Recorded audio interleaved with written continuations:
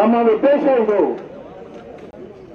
ಭಾರತದಲ್ಲಿ ಅದು ಹುಬ್ಬಳ್ಳಿಯಲ್ಲಿ ರಾಮನಿಗೆ ಜೈ ಅಂದ್ರೆ ಜೈಲು ಕಳಿಸುವಂತ ಒಂದು ಸರ್ಕಾರ ಕರ್ನಾಟಕದಲ್ಲಿದೆ ಅಂದ್ರೆ ಇದು ನಾಚಿಕೆಗೇಡಿನ ಸಂಗತಿ. ಇದು ನಾಚಿಕೆಗೇಡಿನ ಸಂಗತಿ. ಪಾಕಿಸ್ತಾನದಲ್ಲಿ ಹೋಗಿ ನಾವೇನಾರ ರಾಮ ಅಂತ ಹೇಳಿದ್ದೀರಾ? ಪಾಕಿಸ್ತಾನದಲ್ಲಿ ನಾವು ರಾಮ ಅಂತ ಹೇಳಿದ್ದೀರಾ? ನಾವು ಕರ್ನಾಟಕದಲ್ಲಿ ಹುಬ್ಳಿಯಲ್ಲಿ ರಾಮನ ಮಾತನ್ನ ಹೇಳಿದಿರಿ, ರಾಮ ಜಪವನ್ನ ಮಾಡಿದ್ದೀರಿ. ಇವತ್ತು ಹುಬ್ಬಳ್ಳಿ ಗಂಡು ಮೆಟ್ಟಿದ ನಾಡು. ನಾನು ಕೂಡ ಸುಮಾರು 30 ವರ್ಷದಿಂದ ಇಲ್ಲಿ ರಾಷ್ಟ್ರಧ್ವಜ ಹಾರಾಟ ಮಾಡುವಂತ ಸಂದರ್ಭದಲ್ಲಿ ನಾನು ಕೂಡ ಈ ಪೊಲೀಸರ ಬ್ಯಾರಿಕೇಡ್ ಏನ್ ಹಾಕಿದ್ರು ಅವತ್ತು ಇವತ್ತೇನು ಕಡಿಮೆ ಇದ್ದಾರೆ ಪಾಪ ಪೊಲೀಸರು. ಅವತ್ತೊಂದು 2,000 ಜನ ಪೊಲೀಸರು ಇದ್ರು. ಬಂದನ್ನು ವಾರೆಂಟ್ ಇತ್ತು ಯಡಿಯೂರಪ್ಪನವ್ರಿಗೆಲ್ಲ. ಒಳಗಡೆನೆ ಬಿಡಕ್ಕೆ ಎಲ್ಲ ರಾತ್ರಿನೇ 5 ಕಿಲೋಮೀಟರ್ ಡಿಸ್ಟೆನ್ಸ್ ಎಲ್ಲ ಬ್ಯಾರಿಕೇಡ್ ಹಾಕ್ಬಿಟ್ಟಿದ್ರು. ರೋಡ್ ಚೆಕ್ ಮಾಡ್ತಾ ಇದ್ರು. ರೋಡಲ್ಲೂ ಪೊಲೀಸರು ನಿಲ್ಲಿಸಿ ಒಂದೇ ಒಂದು ಕಾರನ್ನು ಬಿಟ್ಟಿರಲಿಲ್ಲ.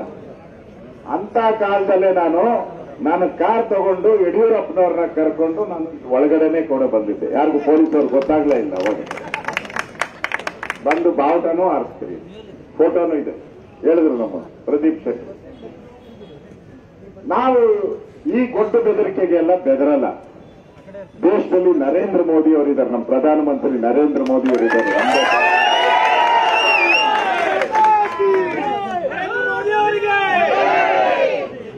ರಾಮ ಮಂದಿರ ಕಟ್ಟಬಾರದು ಅನ್ನೋದು ಕಾಂಗ್ರೆಸ್ನ ಒಂದು ಹುನ್ನಾರ. ಇವತ್ತಿಂದ ಅಲ್ಲ, ಬಹಳ ವರ್ಷಗಳಿಂದ ಕೋರ್ಟಲ್ಲಿ ಕೇಸ್ ನಡೀಬೇಕಾದ್ರೆ ಸುಮಾರು 25 ಜನ ಲಾಯರ್ನ ಇಟ್ಟಿದ್ರು. ಯಾರು? ಕಾಂಗ್ರೆಸ್ ಪ್ರೇರಿತವಾಗಿ. ಯಾರು ಕೇಸ್ ಹಾಕಿದ್ರಲ್ಲ ಇದು ರಾಮ ಮಂದಿರ ಅಲ್ಲ ಅಂತ, ಅವ್ರಿಗೆ ದುಡ್ಡು ಫೀಡ್ ಮಾಡ್ತಾ ಇದ್ದಾರೆ ಇವ್ರು ಕಾಂಗ್ರೆಸ್ ಅವರು. 25 ಜನ. ಕಪಿಲ್ ಸಿಬ್ಬಲ್ ಯಾರು? ಕಾಂಗ್ರೆಸ್ಸಿನ ವಕ್ತಾರರು, ಕಾಂಗ್ರೆಸ್ಸಿನ ನಾಯಕರು. ಅವರೊಂದು ಅಫಿಡವಿಟ್ ಹಾಕಿದ್ರು, ಸುಪ್ರೀಂ ಕೋರ್ಟ್ ಅಲ್ಲಿ ಒಂದು ಅಫಿಡವಿಟ್ ಹಾಕಿದ್ರು. ಕಾಂಗ್ರೆಸ್ ಅವರಿಗೆ ನಾಚಿಕೆ ಆಗಬೇಕು. ಆ ಅಫಿಡವಿಟ್ ಅಲ್ಲಿ ಏನ್ ಹಾಕಿದ್ರು ಅಂದ್ರೆ, ರಾಮ ಅನ್ನೋದು ಕಾಲ್ಪನಿಕ, ರಾಮಾಯಣ ನಡೆದಿರುವಂತಕ್ಕೆ ದಾಖಲೆಗಳೇ ಇಲ್ಲ. ಇನ್ನು ಮುಂದೆ ಹೋಗಿ ರಾಮನಿಗೆ ಬರ್ತ್ ಸರ್ಟಿಫಿಕೇಟ್ ಇದೆಯಾ ಅಂತ ಕೇಳಿದ್ರು. ನಾಚಿಕೆ ಆಗ್ಬಾರ್ದ ಈ ಕಾಂಗ್ರೆಸ್ ಅವರಿಗೆ? ಬರ್ತ್ ಸರ್ಟಿಫಿಕೇಟ್ ನಾವಿಂದಾನ ಕೇಳಿದ್ದೀರಾ? ಅಲ್ಲಾಗೆ ನನ್ನ ಬರ್ತ್ ಸರ್ಟಿಫಿಕೇಟ್ ಕೇಳಿದ್ದೀರಾ ನಾವು? ಯೇಸು ಕ್ರಿಸ್ತನ್ ಬರ್ತ್ ಸರ್ಟಿಫಿಕೇಟ್ ಕೇಳಿದ್ದೀರಾ? ನಾವು ಕೇಳಿಲ್ಲ, ಯಾವತ್ತೂ ನಾವು ಕೇಳಿಲ್ಲ. ಅವರವರ ಧರ್ಮ, ಅವರವರ ನಂಬಿಕೆ, ಅವರವರ ವಿಶ್ವಾಸ. ಇದು ಬಿಜೆಪಿ. ಸಬ್ಕಾ ಸಾಥ್ ಸಬ್ಕಾ ವಿಕಾಸ್. ಕಾಂಗ್ರೆಸ್ ಅವರು ಹಂಗಲ್ಲ. ಬೆಂಕಿ ಹೆಚ್ಚು ಸಿದ್ದರಾಮಯ್ಯ. ನೀವು ಕರ್ಕೊಂಡೋಗಿ ಬೇಕಾದ್ರೆ ಯಾರ್ಗನ ಮನೆಗೆ ಕರ್ಕೊಂಡೋಗಿ ನಿಮ್ಮ ಮನೆ ಭಾಗ ಮಾಡ್ಬಿಡ್ತಾರೆ. ಯಾರ್ಗನ ಗಂಡ ಹೆಂಡತಿ ಇದ್ರೆ ಗಂಡ ಹೆಂಡತಿ ಭಾಗ. ಯಾಕಂದ್ರೆ ಹಿಂದೆ ಧರ್ಮದ ವೀರಶೈವ ಲಿಂಗಾಯತ ನೋಡಿದಿರಲ್ಲ, ಇವರೆಲ್ಲ ವೀರಶೈವ ಲಿಂಗಾಯತ ಯಾರನ್ನು ಗೊತ್ತಿದೆ? ಎಲ್ಲರೂ ಒಂದೇ ಅಂತಾರೆ. ಎಲ್ಲ ವೀರಶೈವ ಲಿಂಗಾಯತ ಒಂದೇ. ದೇವ್ರ ಪೂಜೆ ಮಾಡ್ತಾರೆ, ಶಿವನ್ ಪೂಜೆ ಮಾಡ್ತಾರೆ, ಗಣೇಶನ್ ಪೂಜೆ ಮಾಡ್ತಾರೆ, ಎಲ್ಲ ನೋಡ್ಕೊಂಡು ಆರಾಮಾಗಿದ್ರು. ಸಿದ್ದರಾಮಯ್ಯ ಒಂದು ಹುಳ ಬಿಟ್ಟು ಕ್ಯಾಬಿನೆಟ್ ಅಲ್ಲಿ.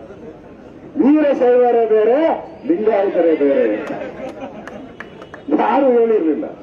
ಬಸವಣ್ಣ ವಚನದಲ್ಲಿ ಒಂದು ಆ ಮಾತೇ ಬಂದಿಲ್ಲ. ಬೆಂಕಿ ಹಚ್ಚಿದ್ರು. ಏನಾಯ್ತು? ಜನ ಕಾಂಗ್ರೆಸ್ ಅನ್ನ ಕಿತ್ತಾಕಿದ್ರು. ಈಗ ಹಿಂದೂ ಮುಸ್ಲಿಮರಿಗೆ ಬೆಂಕಿ ಹಚ್ತಾ ಇಲ್ಲ. ಹಿಂದೂ ಮುಸ್ಲಿಮರಿಗೆ ಬೆಂಕಿ ಹಂಚೋದು, ಬೆಂಕಿ ಹಂಚೋ ಅಂತ ಒಂದು ಅಂಬಾಸಿಡರ್ ಯಾರಾದ್ರೂ ಈ ರಾಜ್ಯದಲ್ಲಿದ್ರೆ ಅದು ಸಿದ್ದರಾಮಯ್ಯ. ಬೆಂಕಿ ಹಚ್ಚೋ ಸಿದ್ದರಾಮಯ್ಯ. ಅದು ಸಿದ್ಧಗಂಗೆ ಹೇಳೋರದು. ಇವತ್ತು ನಾವು ಹುಬ್ಬಳ್ಳಿಯ ಘಟನೆಗೆ ಬರೋಣ. ಹುಬ್ಬಳ್ಳಿಯ ಘಟನೆ ಏನು? ನಮ್ಮ ಶ್ರೀಕಾಂತ್ ಪೂಜಾರಿ ಅವ್ರನ್ನ ಬಂಧನ ಮಾಡಿರುವಂತ ವಿಚಾರ ನಾನು ಕಾನೂನು ಪ್ರಕಾರನೇ ಕೇಳ್ತೀನಿ. ಗೃಹ ಸಚಿವರು ಮತ್ತು ಸಿದ್ದರಾಮಯ್ಯನವರು ಹೇಳ್ತಾರೆ, ಬಿಜೆಪಿ ಅವರಿಗೆ ಎಂತ ಕಾನೂನು ಜ್ಞಾನ ಇದೆಯನ್ರಿ ಅಂತ. ಅವ್ರು ಯಾರ ಪ್ರೆಸ್ ಅವ್ರು ಏನೋ ಕೇಳಕ್ಕೆ ಕೂತ್ಕೊ ನೀನು ಅಂತ ಪ್ರೆಸ್ ಅವರಿಗೆ ಬೈದ್ಬಿಟ್ಟು ನಾನು ನೋಡಿದೆ ಟಿವಿಯಲ್ಲಿ. ಪ್ರೆಸ್ ಅವ್ರಿಗೆ ಕೂತ್ಕೊ ನಿನ್ಗೇನು ಗೊತ್ತು ಕಾನೂನು ಅಂತ ಕೇಳ್ತಾರೆ. ನಾನು ಸಿದ್ದರಾಮಯ್ಯನವ್ರು ಕೇಳ್ತಾ ಇದ್ದೀನಿ ಕಾಂಗ್ರೆಸ್ ಅವ್ರು, ನಿಮ್ ಕಾನೂನು ಜ್ಞಾನ ಇದೆಯನ್ರಿ? ಕಾನೂನು ಜ್ಞಾನ ಇದೆಯಾ? ಬಂಧಿಸಿದ್ರಲ್ಲ ಶ್ರೀಕಾಂತ್ ಪೂಜಾರಿನ. ಕಾನೂನು ಏನ್ ಹೇಳ್ತಿದ್ದೆ? ಯಾರನ್ನೇ ಬಂಧಿಸಕ್ ಮುಂಚೆ ನಾನು ಇದೆಲ್ಲ ಹೈಕೋರ್ಟ್ ಅಲ್ಲ ಸುಪ್ರೀಂ ಕೋರ್ಟ್ ಎಲ್ಲ ಹೇಳಿರೋದು. ಕಾನೂನು ಏನ್ ಹೇಳ್ತಿದ್ದೆ? ಬಂಧಿಸಕ್ ಮುಂಚೆ ಅವ್ರಿಗೆ ನೋಟಿಸ್ ಸರ್ವ್ ಮಾಡಬೇಕು. ನೋಟಿಸ್ ಸರ್ವ್ ಮಾಡಿದ್ಮೇಲೆ ಅವ್ರನ್ನ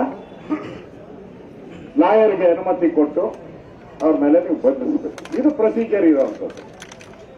ಮಾಡಿದ್ದೀರಾ? ಮಾಡಿಲ್ಲ. ನಾನು ಕೇಳಕ್ ಇಷ್ಟಪಡ್ತಾ ಇದ್ದೀನಿ, ದಯವಿಟ್ಟು ಇವ್ರು ಯಾರು ಪೊಲೀಸ್ ಅಧಿಕಾರಿಗಳು ಎಫ್ಐಆರ್ ಕಾಪಿ ಕೊಡಿ. ಇಲ್ಲ ನಿಮ್ಮ ಹತ್ರ. ಈಗ ಕಂಪ್ಲೇಂಟ್ ಕಾಪಿ ಕೊಡಿ. ನಿಮ್ಮ ಹತ್ರ ಇಲ್ಲ.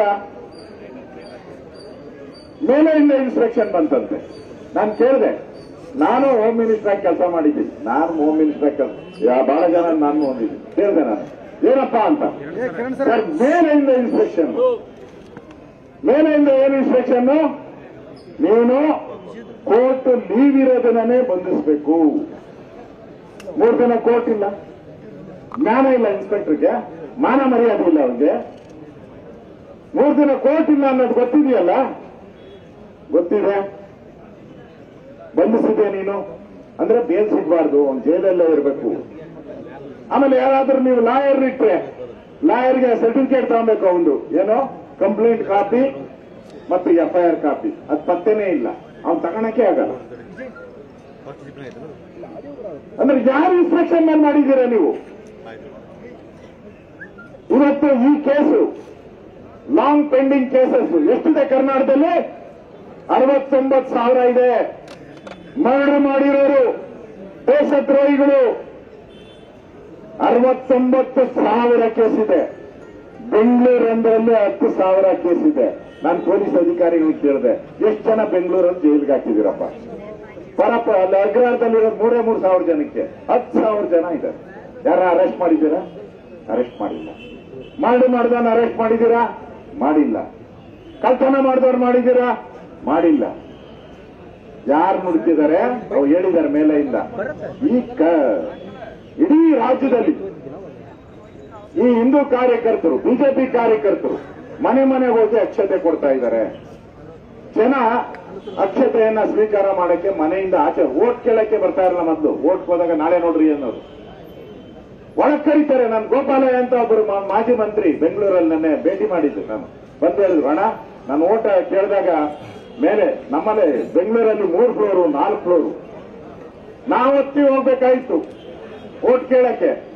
ಈಗ ನಾನು ಮೇಲೆ ಬರಲ್ಲ, ಅಣ್ಣ ಬರ್ಬೇಡಣ್ಣ, ನಾನೇ ಅಕ್ಷತೆ ಇಸ್ಕೊಳಕ್ಕೆ ಕೆಳಗಡೆ ಬರ್ತೀನಿ ಅಂತ ಬರ್ತಾ ಇದ್ದಾರೆ ಜನ. ಭಕ್ತಿ ಭಾವದಿಂದ ಬರ್ತಾ ಇದ್ದಾರೆ ಜನ. ಇದು ಕಾಂಗ್ರೆಸ್ಸಿಗೆ ಹೊಟ್ಟೆ ಉರಿ ಶುರುವಾಗಿದೆ. ಕನ್ನಡಿಗರ ಮೆಚ್ಚಿನ ನಿಮ್ಮ ನ್ಯೂಸ್ 18 ಕನ್ನಡ ಈಗ ವಾಟ್ಸ್ಆಪ್ನಲ್ಲಿಯೂ ಲಭ್ಯ. ಕರ್ನಾಟಕ ಮತ್ತು ದೇಶ ವಿದೇಶದ 360 ಡಿಗ್ರಿ ಸುದ್ದಿ ವಿವರವನ್ನ ನೀವು ನಿಮ್ಮ ಕೈ ಬೆರಳುಗಳಲ್ಲಿಯೇ ಪಡೆಯೋದಿಕ್ಕೆ ಈ QR ಕೋಡ್ ಅನ್ನು ಸ್ಕ್ಯಾನ್ ಮಾಡಿ. ನಮ್ಮ ಚಾನೆಲ್ ಅನ್ನು ಫಾಲೋ ಮಾಡಿ, ನೋಟಿಫಿಕೇಶನ್ ಆನ್ ಮಾಡಿ.